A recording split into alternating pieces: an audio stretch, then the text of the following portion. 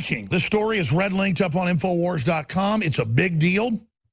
Fast and Furious was secret program to ship arms to Middle East terrorists. Now, we broke this really 3.5 years ago with Tosh Plumlee and others on air.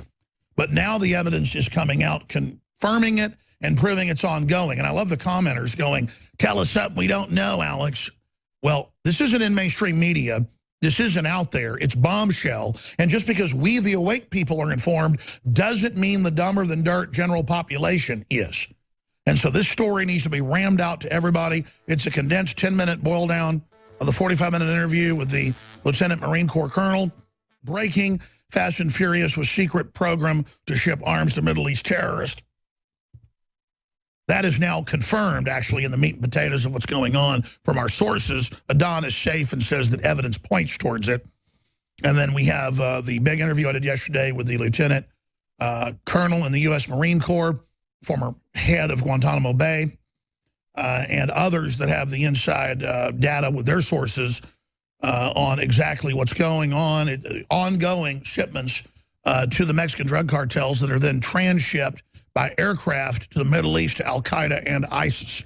So you have our report with Adon Salazar, and then you have the report that the Hill newspaper would not publish by the Colonel and others that is published underneath it.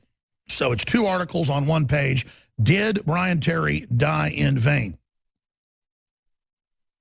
And we need to probably go ahead and point out there's also a co-author to this and just post this subsection as if it's a article in and of itself. But great job to Adon staying up last night late to get that done. It was written by, oh, here it is, Andrew McKenna and Matthew Smith-Meck. That's the Lieutenant Colonel. And that guy's pedigree is amazing. He got physically attacked a few months ago from behind and then told to shut up as they jumped in the sedan and drove away.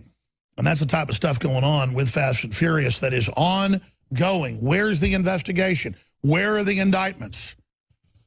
We have to keep the heat on these people. This is a big, big deal. It's coming up. Proven right again, by the way. We first broke here 4 years ago with Tosh Plumlee, who got threatened by the Justice Department after he came on, just saying, and then got attacked by John McCain on national news for saying, we're backing Al-Qaeda in Syria. We're giving them weapons from Benghazi. It's all turned out to be true. And then, of course, crazy McCain called Tosh Plumlee a nut, even though he's a famous whistleblower who was still on the CIA until 3.5 years ago when he resigned as a contractor of 40-plus years to be able to come on the show. He retired to be able to come on and talk about it. And he said, I don't care if it's classified. It's illegal to give ISIS and Al-Qaeda weapons. It was before it was called ISIS. So he came on. He let it all out. And then we had a lieutenant colonel from the Marine Corps, recently retired on, who's been physically attacked, you name it, threatened, because a base he was over, he learned, was conduiting weapons into Mexico and is currently doing it. The base he was over. This guy formerly headed up Guantanamo Bay. That's high level, folks. That isn't a pencil pusher. Okay, imagine what he knows he can't tell us because it's classified. He was on with us, the interviews on Infowars.com with Brian Terry's brother.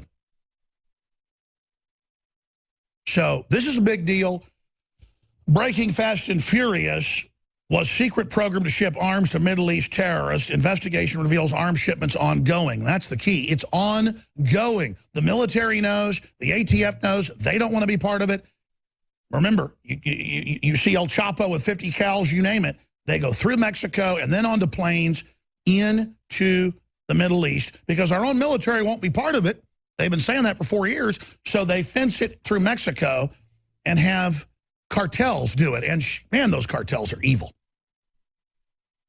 Just when I think they can't go to a new low, they're involved arming. And of course, you've seen the threats with El Chapo with ISIS when he's caught them getting his cocaine. He's shipping cocaine in theirs too. And they've been taking his cocaine. He threatened them. Remember that? About 2 months ago from jail.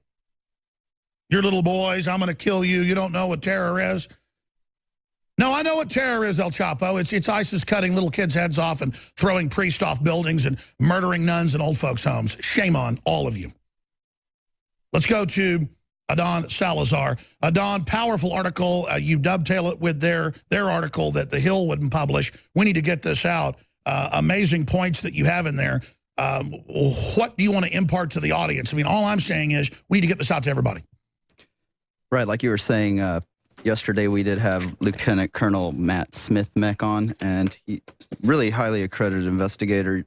As he said, he did work at Guantanamo Bay. He was actually a tribunal member in charge of reviewing the detention of enemy combatants. So he's as high up as you can probably go. He's got a whole list of accreditations there.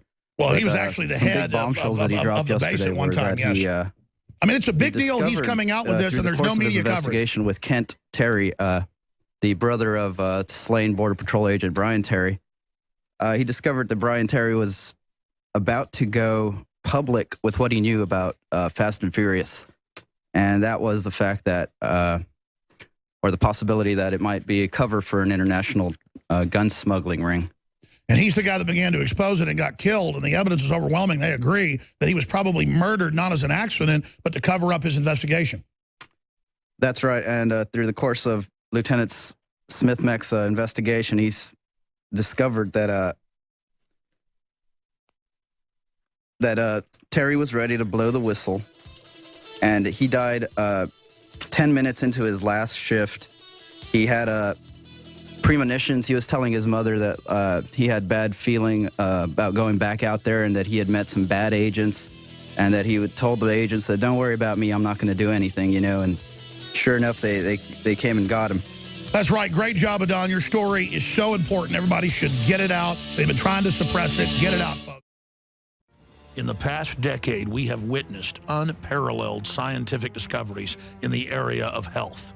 But no one has put together a formula that focuses directly on brain health, nerve growth factors, and optimizing your cellular energy at the same time. DNA Force is one of the most expensive formulas to produce. Some of the ingredients in DNA Force are $12,000 a kilogram. We are using the coveted, patented, only American source of PQQ, CoQ10, and more. You want the best that's out there at the lowest price anywhere? Well, we're bringing you a total win-win. The ultimate value, cutting-edge, trailblazing game changer that also supports the InfoWar.